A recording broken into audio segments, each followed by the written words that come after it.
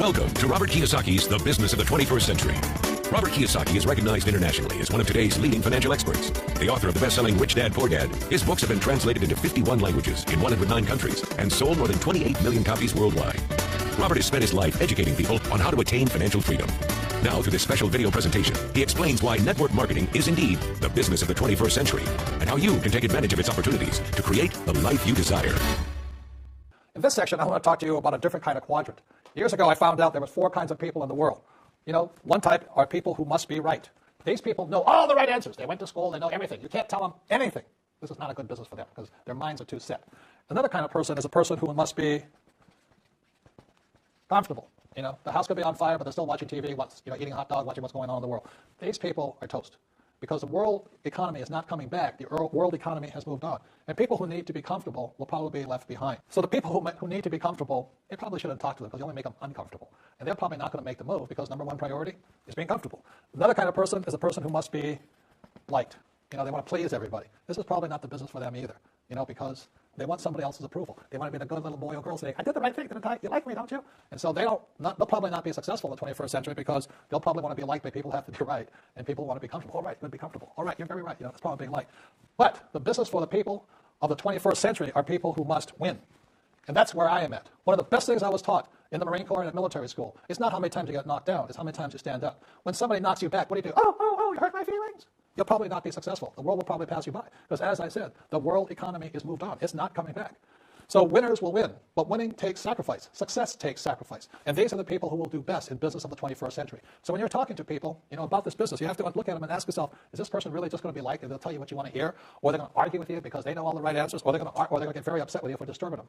So what you're looking for in the network marketing business are people who want to win. People who know the economy has moved on. You'll find every race, gender, age, and background in network marketing. But what they really want to do is they want to win. It really is a true playing field in the world, but not for these people. These people will be left behind. Network marketing is what people want to win because network marketing is a business model of the future. If you want the government to take care of you, then just keep doing what you want to do. It is possible for everyone to win, but the problem is you've got to commit to it. You've got to say, this is what I'm going to do. I'm going to dedicate 5 years of my life. You want to look at the leaders and say, those are the people I want to be like. Those are the kinds of people I want to hang out with. That's what you got to say to yourself. And I want to help other people do what I want to do and win in life. And that's why I support network marketing, because it really is the business for the 21st century. So I'm going to talk about 4 things, 4 lessons I've learned along the way. Just 4. Okay? And hopefully it'll guide you over to the other side. We can help others guide over to the other side. Lesson number 1. The word is fail. Okay? Most people on this side are taught that to fail is bad. That's why they're losers. Look, if you don't make mistakes, you don't learn. If you don't fail, you don't succeed. So in school, they're still teaching kids, don't make mistakes. You know how stupid that is? How do you learn if you don't make a mistake?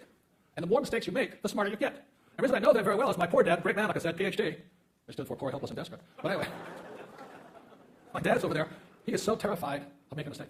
Because that's what they teach you in school. Don't make mistakes. You ever watch a kid or a baby learning how to walk, you know, the kid's crawling along, he looks up and he sees mommy and dad, he's looking at him. The kid stands up and falls down. Parents don't go over there and beat the shit out of these stupid kids. What does the kid do? He goes, oh, I screwed up. I think I'll try it again. Drooling. The pampers are loaded. Like this. Boom, falls down. He doesn't go, oh, I'm a failure. They teach you that in school. See? My friend had a huge fight just a few months ago in our school system. I live in Arizona now, and had a huge fight with him. The teacher is giving her daughter happy faces on her cheek if she makes no mistakes. And my friend went in there and says, hey, don't you teach that bullshit to my kid, you know? I want my kid to fail.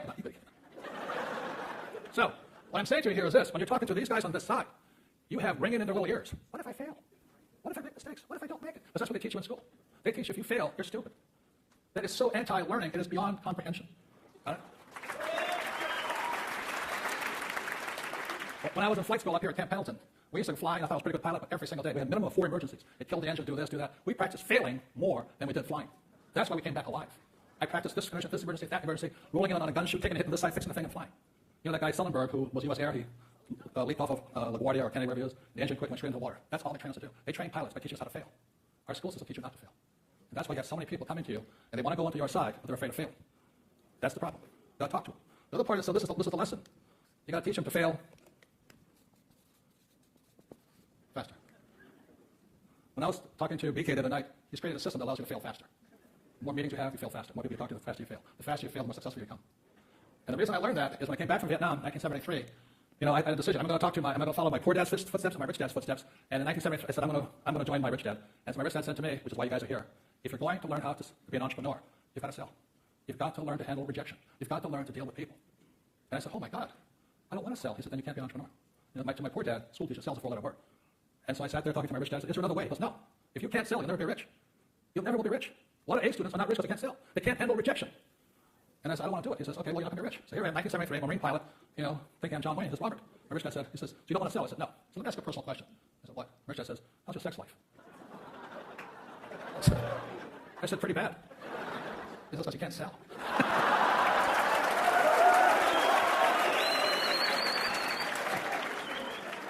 He says, worst of all, Robert, if you never learn to sell, you won't be rich, and you'll never get laid.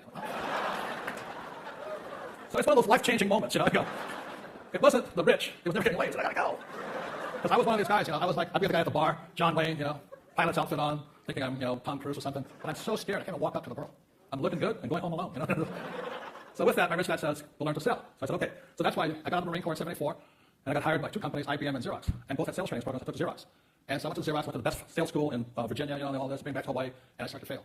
And I failed because I'm still too afraid. And I fail, so send me back to school again. More training, but I still fail because I'm still too afraid. I'm sitting there going, holy Christ. And my rich dad said to me, he says, Robert, how many sales calls do you make a day? I said, 3. He says, you have to fail faster.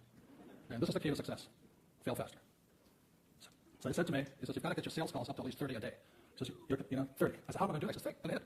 So I went to work for a nonprofit at night. So I worked for Xerox. I make maybe 3 sales calls a day. And at night, from 7 to 10, I would sit there dialing for dollars. Somebody told me to work for a phone bank and all that. That's good training. So I set a goal every night. I was going to make 30 calls a night. Now, I failed just as much. But ironically, my money went up. I started doing better at work at Xerox. So the more you fail, the more successful you become. Everybody got that? Hello? So turn to your partner and say, fail faster.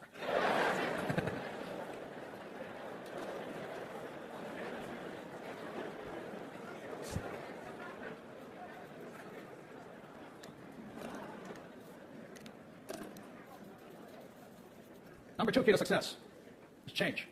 A lot of people want Mr. Obama to change or the tax laws to change, but one of the things I found out along my life was that I had to change faster. And one of the reasons I support network marketing, Success Magazine, all they do, is because this organization is into personal development. Many people want the world to change, but you've got to change yourself first. Okay? If you will focus on changing yourself first, rather than blaming the world for your incompetence, you have a better chance of making it. So change first. Just last week, my wife Kim and I we're 7 days on a ranch in Texas on personal development ourselves. If I want to change the world, I change me. Okay? So the third thing, and that's why when I came back from Vietnam, I got into a lot of trouble. I was in Hawaii. They stationed me back in Hawaii at Marine Corps Air Station Kaneohe Bay, 1 more year on my contract. And I thought I was John Wayne. And the problem I had was because I was so cocky, I got into a lot of trouble. And in my trouble, they had no sense of humor. Just because I was flying drunk is no big deal. I was machine gunning animals out of my helicopter. So when they caught me,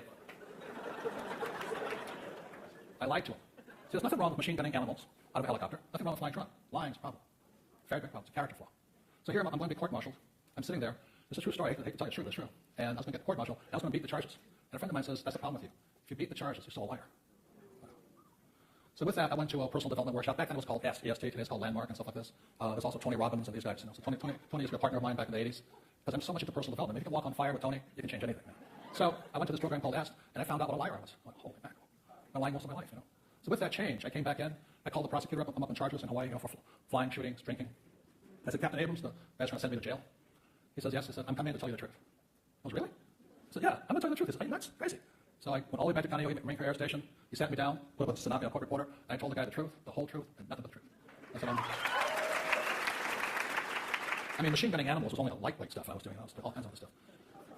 At the end of it, I think I lost 30 pounds, because I've been lying so much. And I looked at the captain, I said, I guess I'm going to jail, right? And the captain said, no. Thank you for telling the truth. You're out of here. So I got an honorable discharge and I was out.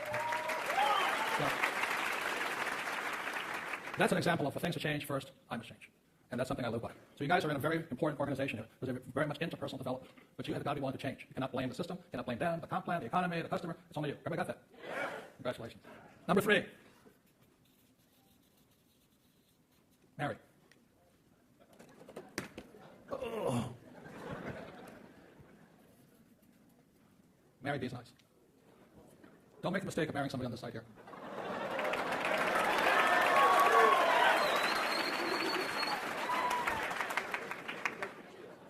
If you are successful over here and you marry somebody over here, you'll know what hell is like.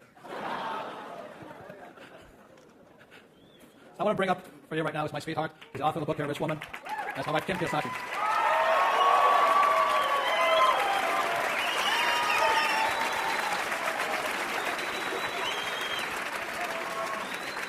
Thank you. Thank you very much. Thank you. I know she didn't marry me for my money, because when we met, I was flat broke. None.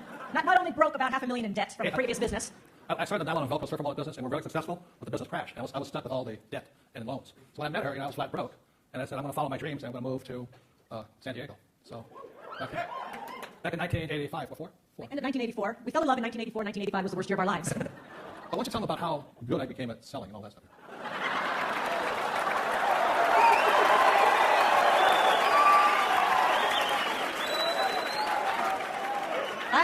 I would say this. I just want to let you know, my rich dad was right, you know? I would say I'm lucky, but he's luckier. How many times did you turn me down? You asked me out for 6 months. She said no for 6 frickin' months. If I hadn't gone through what I'm encouraging you guys to go through, rejection, pain, misery, humiliation. But it was worth it. Yeah. I saw her. She was living in Honolulu, I was living in Honolulu. I saw her. I thought, God has been good, and all this stuff. So I went to ask her out, and she said, no. So again, all my sales training came in, and I asked her out again, she said, no. And I asked her again, no. 6 months of misery. Okay? Well, what happened finally? Obviously. No, finally, he would send me cards, he'd send me postcards, he'd send me flowers, he'd send me balloons. Yeah, I was changing fast, wasn't Yeah, he was failing fast. It was changing. I tried begging, baby, please, didn't work. Try something else, So when you guys are out there showing the business plan, be flexible, change, quick, say it differently. Okay? So finally one night I'm like, oh, maybe if I just say yes, then it'll go away. So I say yes. And I pull up to your apartment on the beach. And previous to that, he had asked my best friend at the time, who happened to be an old girlfriend of his. Wait. The plot thickens. Let me explain here, okay, guys? Here. When I said change, obviously this direct frontal assault is not working. So I decided, I think I'll do some market research. I mean, she was worth it. I went, holy mackerel, look at those legs. That's it, man. So what I did was I called around and said, her name was Kim Meyer at the time. What can you tell me about Kim Meyer? Of course, my friend said, oh, she'd never go out with you. I said, shut up, Anyway, so one day, they said, well, do you know who her best friend is? I said, no. And my friend said, she's your girlfriend. I said, not really religious, but I dropped to my knees and said, thank you, Jesus, I appreciate this and all this stuff. So I called my old girlfriend up, and she says, you scumbag, what do you want? And she told you said, what is Kim like? And he says, oh, she walks about what I don't like, what I didn't like, is in Hawaii especially, the guys would go, oh, let's go out, let's go to the outer island. Okay, we're in Honolulu, let's go to Maui, let's go to Kauai, and we all know what that means, right? Yes, one hotel room, yes. How many guys have tried that approach? So Karen says, oh, she just loves walks on the beach and champagne. That's her favorite thing. So all she likes is champagne and walks on the beach. I said, man, that's good, that's cheap, I can handle that. Okay, so he's done his market research. I pull up to his apartment, which happens to be a condo right on Waikiki Beach, a beautiful, beautiful building. And I get out of the car, and there's a valet. There's a restaurant there, there's a valet. And I get out of my little yellow Toyota Celica, and the valet comes up and goes, oh, you must be Kim. I'm like, yeah. Oh, Robert's expecting you. Let me show you to his apartment. Yeah, $5 the valet is laying it on, man. So we go up to his apartment, we talk a little bit, and then we go down to the restaurant, which is the nicest restaurant in all of Waikiki, right on the beach. And we get there, and the maitre d' says, oh, Mr. Kiyosaki, we have your table right by the beach ready for you. And the champagne is chilling. Okay, making notes. That's good, I like that. Okay, $25 for the champagne. That was it, man. Well, this was back in '84.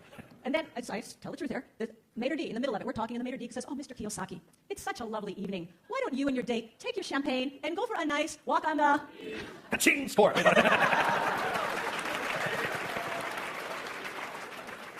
And we have been together ever since.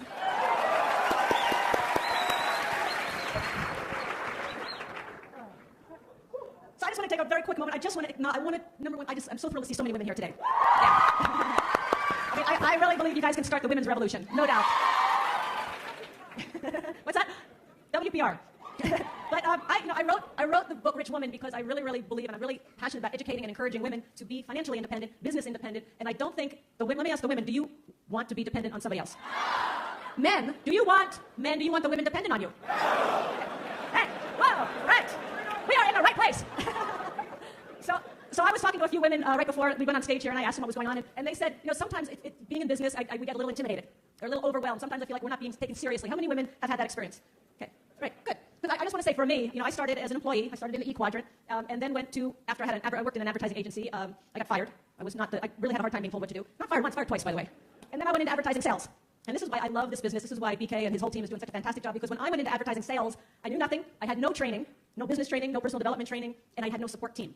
And those are the three things that you're getting here now that I never had. And it really, I think this is why why there's so much success happening here, are because of those three things alone: the support system, the personal development, and the business system. So I didn't have that, and I'd go knock on doors, and I was intimidated, and I was scared, and I was frustrated, and when I got really frustrated, I'd pull out the little sex appeal card. You know what I'm talking about, women? Yeah. Oh yeah, I'll flirt a little bit. Oh yeah, I'll go out to lunch with you. Sure. Yet, what I found out that did for me is, well, every time I did, I felt like crap. You know, because I was saying to myself, I have to use this crutch. I'm not strong enough to have the skills and the talent and the guts to go out and do what I need to do. And it actually made me less of who I was, not more of who I am. And what I'm getting here with all of you, the support that you're saying, you're building up each and every one of you to be more of who you are, not less than who you are. Is that right? Yeah, thanks. So I just want to say for the women, sometimes if it seems a little intimidating or a little overwhelming, sometimes you got to reach down and make that change and fail faster and all of that. You're also going to find your way to do it. You know, you're going to find your way, because there's not one way. My way is certainly not Robert's way. You know, I'm not the Marine Corps way. And your way is not. There's a lot of great leaders who've been speaking here today, and they found their way to do it, and you're going to find that as you go along. So I just want to say to the women and to everybody here, I think you're in the right place at the right time. BK, you're doing a fantastic job in leading this company, and I just see great success for all of you. And I'm honored to be here to speak with you today. And women, just go kick some butt. Thank you. And yes, he is a good salesman. So what Kim did I say? My first question to her is, what do you want to do with your life? She says, I want to be an entrepreneur. And that's when I knew I had the perfect person. If she had said, I want to be a housewife, then aloha. Next one. That's so much fun because I didn't have any money when we met, because I lost my first business. I didn't stop her. She and I moved here to San Diego with nothing. We were homeless up on Del Mar Beach for about a week, and we kept going. She didn't quit on me. And then by 1984, 1986, we got married, and we honeymooned right here next door to this hotel. And it's now been 27 years. So the final word is this. Push. I'll tell you a quick story. The one thing wonderful about the Marine Corps or flying is that they teach you emergency. They want you to practice fail. So it was an agreement between my co-pilot and I, Ted Green, that every day we would fail more. So while the Marine Corps required us to fail 4 times, we would fail maybe 10 times a day on our missions. So by the time we got to Vietnam, we're pretty good at failing. And so on this one mission, we're flying. We knew it was 1972. We knew we were going to lose the war, and we're fighting for a village called Quang Tri, which is just south of the demilitarized zone. And it's really crummy, because every time before the flight, I would go up on the deck and I'd ask myself, if this is the last day, if tomorrow's the last day of my life, how do I want to live it? Do I live as a coward, or I'm going to kick ass tomorrow? So I go down and we take off. So this one time we're flying around, the gunships go up first, then come the 46s, which are the twin motors, and they load the troops on, and the 46s start to lift. And it's really nervous. You're like, we're taking fire from here, and the gunship is just flying around, because we just escort the transports in. And then the Jolly Greens come up, the big ones, the Sea Stallions, and that's when they put the bulk of the troops in there. So I'm flying around watching all this stuff. We're 27 miles out at sea, off the coast of North and South Vietnam, and suddenly out of the corner of my eye, I see this, oh shit. Because in all the times I was practicing, this one advanced pilot, Captain Forrester, he says, when you see that thing go, stand up, bend over, and kiss your ass goodbye. You're going. You're going down. I said, I hope it's not true. But because we had practiced so much, all of a sudden it goes, boom, and it goes, so now a little Huey, we have 2 machine guns on each side, 2 waist guns with a total of 6 machine guns, 36 rockets, ammo cans all over the place, and a crew of 5. So when that engine went, boom, all the warning lights go, the thing goes, now, this is where preparation comes from. When that engine quit and the aircraft sunk, it was like, our first inclination is to pull back. That's the first thing, pull back. Hope this is not happening. But what they trained us to do was push forward. And that split second, and I mean split second, is why I'm alive today. All those times practicing. The moment that engine quit, everything in my body screamed, pull back. But what they had trained us to do, push forward. That's my way of saying is, ladies and gentlemen, when doubt and fear and wondering, am I in the right place at the right time, that's the signal you're pulling back. Always remember, push forward. Call for help, ask somebody.